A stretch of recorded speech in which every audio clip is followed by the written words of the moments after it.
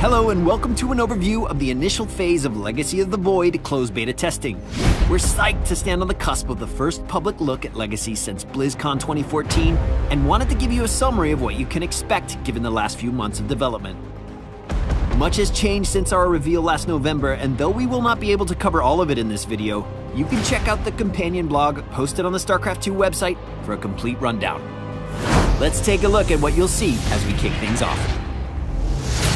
Archon mode will be available for testing out of the gate, and we're anxious to get your thoughts. This mode allows 2 players to control a single army at the same time, presenting an exciting new cooperative experience of StarCraft 2. With the support of a friend, there is the potential to play at a capacity you would be incapable of alone.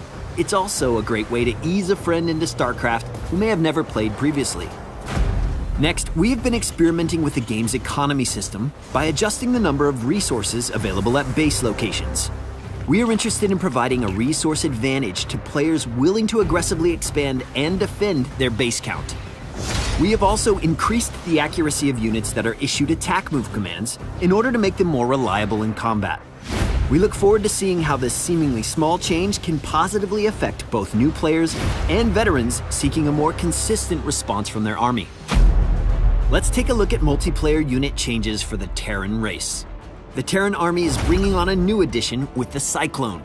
The Cyclone is a ranged unit with the capability of locking on to a target and dealing high damage over a long duration. Both the affected unit and the Cyclone can move during lock-on, but if the units move too far apart, the link is broken and the Cyclone will stop dealing damage. The siege tank can now be picked up and dropped while remaining in siege mode. The increased opportunities to harass and micro with this unit is in line with our top legacy goals for Terran. Battle cruisers have been upgraded with the ability to teleport anywhere on the map without vision. We are working hard to design an additional unit for the Terran roster and are interested in collaborating with players testing Void to identify a suitable option that will round out the army. Switching gears, let's take a look at a few elements on the Zerg side. New to the Zerg is the Ravager, a ranged unit capable of dealing high area damage with its corrosive bile ability. This ability has the added perk of being able to destroy Protoss force fields. A unit that practically needs no introduction, the Lurker. The Lurker is back in action as a solid splash damage option with massive range, able to outdistance most units and all base defense structures. We've made some notable changes to current Zerg units, starting with the Corruptor. We have given the Corruptor a new ability, Caustic Spray, which deals channeled damage against structures that increases over time.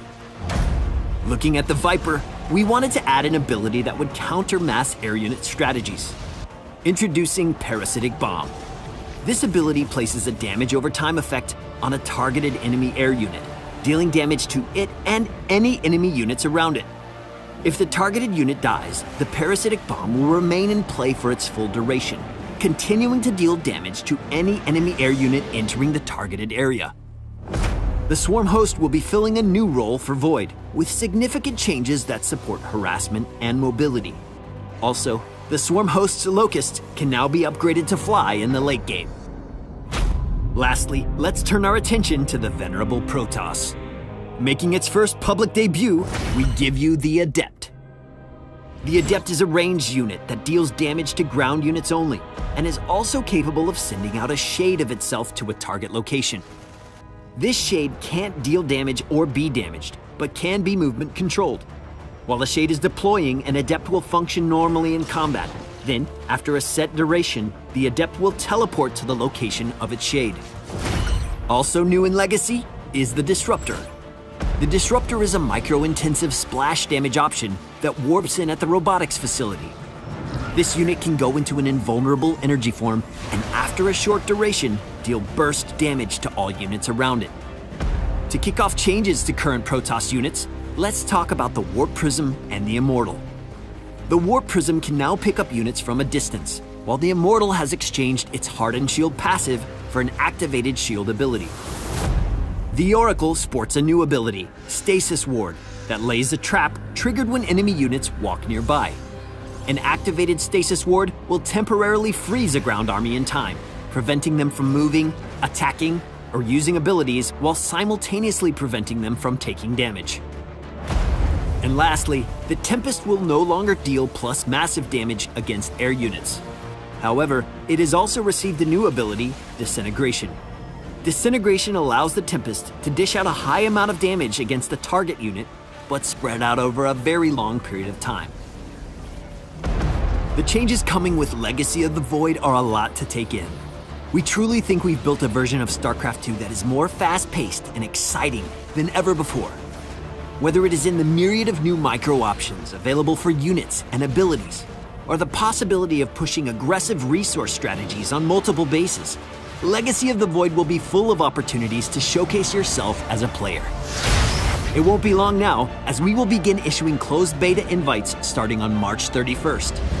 Be sure to check out our companion blog for more info, and don't forget to sign up for the Legacy of the Void beta test to get involved.